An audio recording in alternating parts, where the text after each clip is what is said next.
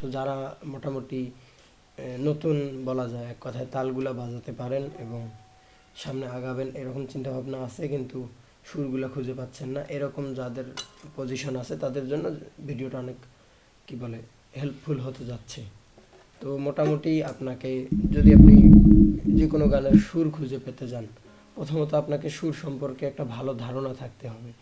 তো আপনি আসলে কি বলে কখন এই গানের সুরগুলো খুঁজে পাবেন, এই বিষয়টা জানার আগে আপনাকে দেখতে হবে যে আসলে গানের সুরটা কি, সেটা হয় কিভাবে।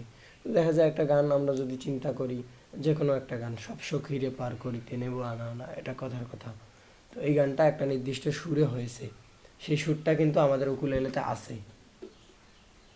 আপনার যখন উকুলেলেতে সুর সম্পর্কে ধারণা তৈরি হবে যে উকুলেলের কোন নোটের কোনটা সুর আছে, তখনই কিন্তু আপনি এই সুরগুলা খুঁজে পাবেন। তো দেখা যায় একটা গান কি নির্দিষ্ট সুরে আছে, আপনি জানেন যে এই সুরটার সাউন্ড এরকম, এই নোটটার এরকম, এই নোটটার এরকম, এই নোটটার এরকম। ধরেন তার মানে কি সব সখীরে পার করিতে নেব আনা আনা, এটা গানের সুর ছিল।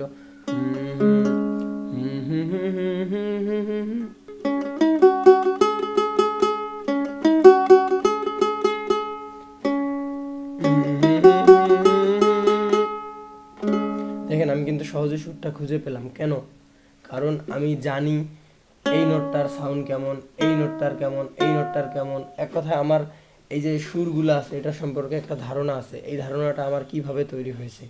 তো বিভিন্ন রকম প্র্যাকটিস আছে, এর মধ্য দিয়ে আমাদের এই যে সুরের ধারণাটা তৈরি হয়। ধরেন যে এই কোথায় কোথায় কোন সুর আছে আমার জানা আছে, এর পরবর্তীতে আমরা যেটা গান বাজাতে চাই সেটার সুরটা যদি আমি চিন্তা করি, অটোমেটিক আমার মস্তিষ্ক এই সুরটার সাথে ওই সুরটার একটা মিলানোর চেষ্টা করে করে আমার বা হাতকে অটোমেটিক সিগন্যাল পাঠায় যে এই সুরটা এখানে আছে, এরকম আর কি ব্যাপারটা। তো এখানে আরও বেশ কিছু বিষয় আছে।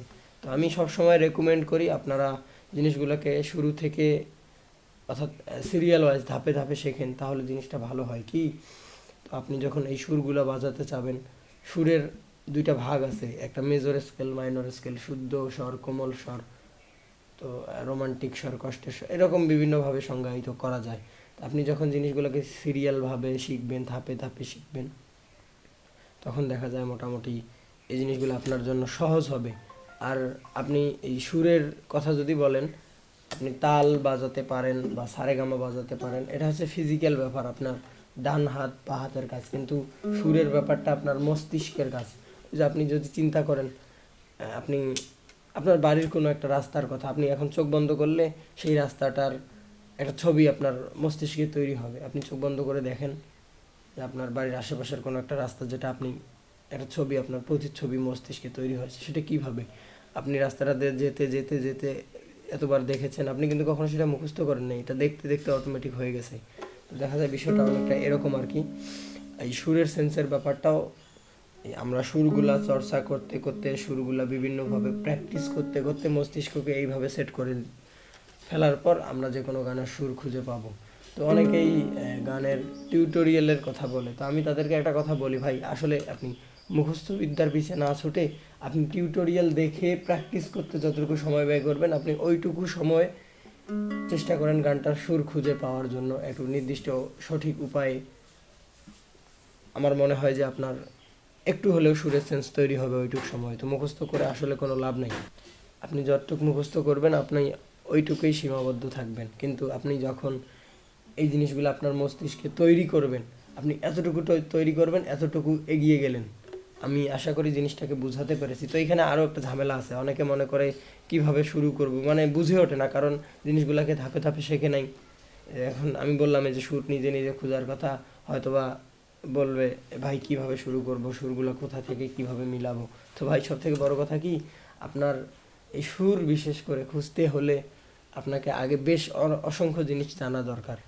সুরের শুরু হয় কোথায়, একটা গানের, যে কোনো একটা গানের শুরু হওয়ার একটা নির্দিষ্ট ইয়ে আছে, যে গানটা এখান থেকে শুরু হয়, তারপরে গানটা আস্তে আস্তে এদিকে যায় এদিকে যায়, এরকম অসংখ্য বিষয় আছে। এর পরবর্তীতে শুদ্ধ স্বর, কোমল স্বর, কষ্টের সুর বা রোমান্টিক সুর আপনারা বলতে পারেন, এরকম এরকম বিষয়গুলো আছে। তো এই জিনিসগুলো যখন আপনি জেনে বুঝে তারপরে সুর খুঁজতে যাবেন, তবেই আপনি সুরগুলা খুঁজে পাবেন বা আস্তে আস্তে আপনি খুঁজে পেতে থাকবেন। আর সুরের সেন্সের ব্যাপারটা কি হুট করেই হওয়ার মতো কোনো বিষয় নয়।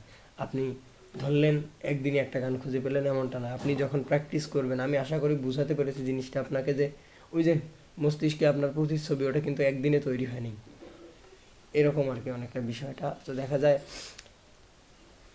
অনেকে হয়তো বা জানেন আমাদের একটা রেকর্ডেড কোর্স রয়েছে, আমরা চেষ্টা করেছি সেটাতে এই যে ধারাবাহিকতার যে ব্যাপারটা সেই জিনিসগুলোকে ধাপে ধাপে সাজানো। অনেকে মনে করে আসলে আহামরি কঠিন কিছু মনে হয়, আর বিষয়টা কিন্তু এরকম আহামরি কঠিন কিছুই নয়। আপনি জাস্ট একটা সঠিক গাইডলাইন ধাপে ধাপে যদি অনুসরণ করেন, জিনিসগুলোকে যদি এভাবে সঠিক যাচাই বাছাইয়ের মধ্য দিয়ে নিয়ে যান, দেখবেন যে সময় লাগুক বা কম সময় হোক, একটা সময় হয়ে আসবে। এটা কি শিখতে হলে আপনাকে নির্দিষ্ট একটা সময় এটার পেছনে দিতেই হবে। আপনি যদি একসাথে সেই সময়গুলো দেন অল্প সময় শিখবেন, আপনি যদি আস্তে আস্তে সেই সময়টা দেন আপনার শিখতে সময় লাগবে। তো বিষয়টা হচ্ছে এরকমই।